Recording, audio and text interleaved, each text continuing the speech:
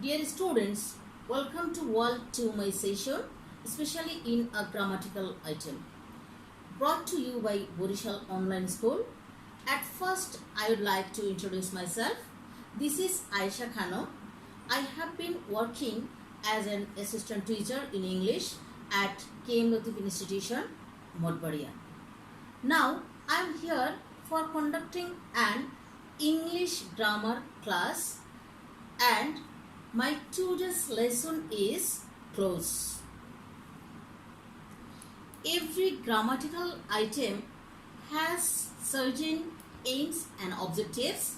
So, at the end of this lesson, you will be able to define the differences between a simple sentence and a clause, identify clauses in a given sentence, and make complex and compound sentence. Actually, clause is not only very important for class 9 and 10, but also it is very important for every upper class students. So, you have to focus very attentively on clause. Okay, let's get started.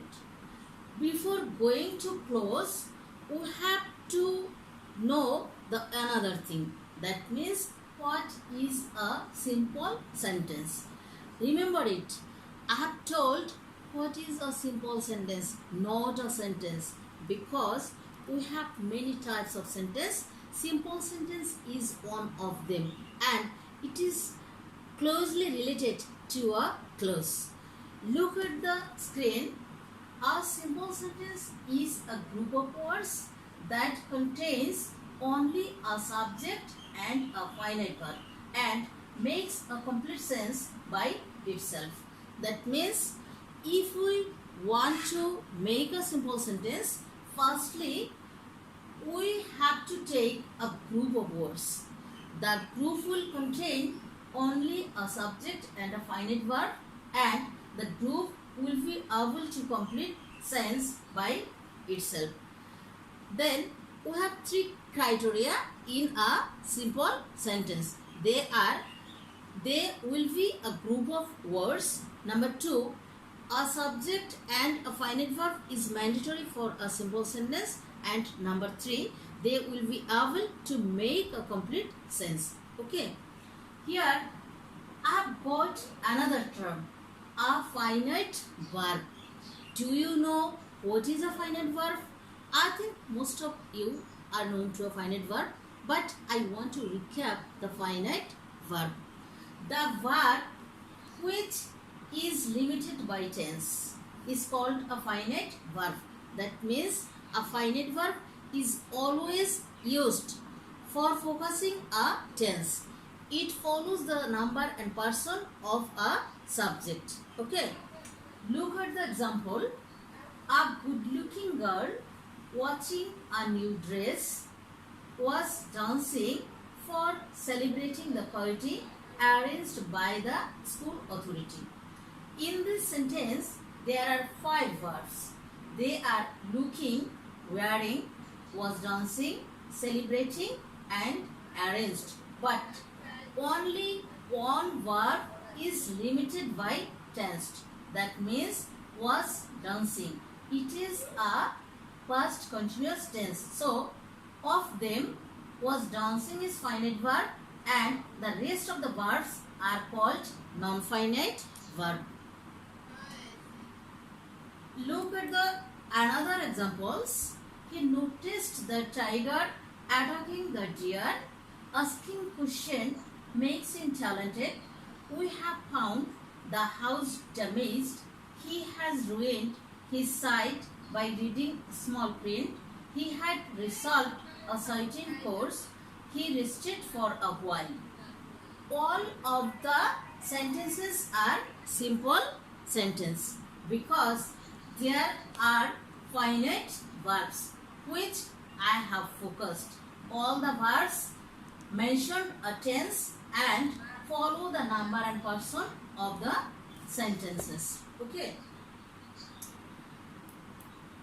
If we want to connect this simple sentence, we have to take the help of the conjunction, because without the help of conjunction we can never connect it the simple sentence. Firstly, I have taken two simple sentences. They are, he saw a tiger and he ran away. There are two simple sentences. I have connected them using the conjunction when. After connecting, I have got a larger sentence, which is when he saw the tiger, he ran away. But in this sentence, I have two parts. One is when he saw the tiger and another is he ran away. All the parts are called clauses. Next,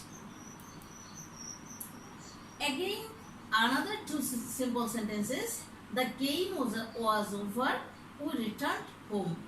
Here I have connected the simple sentence using the conjunction as. After connecting, I also had two parts.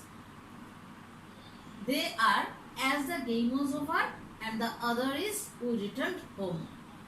That means all of the parts are clauses. Is it clear to you? We can follow more examples. Here, mother cooked rice and I went to bath. I worked hard so that I could make a good result. He looked as if he had not eaten for days. Her dog follows her wherever she goes. He will return after the game is over. He could pass because he worked hard. Here I have focused all the conjunction, that those are and, so that, as if, whatever, after, because. After connecting the sentences, they have made a larger sentence, and each sentence has two parts. All of the parts are called clauses. Is it clear to you? Finally, we can say that a clause is a group of words. It has only a subject and a finite verb. It will be the parts of a larger sentence. Sometimes it can make a complete sense. Sometimes it cannot. Sometimes it begins with a conjunction. Sometimes there will be no conjunction. Lastly, it will act as a part of speech. Actually, in a short trick, we can say that when two or more than two simple sentences are connected with any conjunctions, the simple sentence will turn into a clauses. After connecting, the simple sentence becomes clauses. Okay. According to the structure, there are three types of clauses, and they are principal clause, subordinate clause, and coordinate clause. That's all for today. Hope to see you again with a new topic. Thank you all.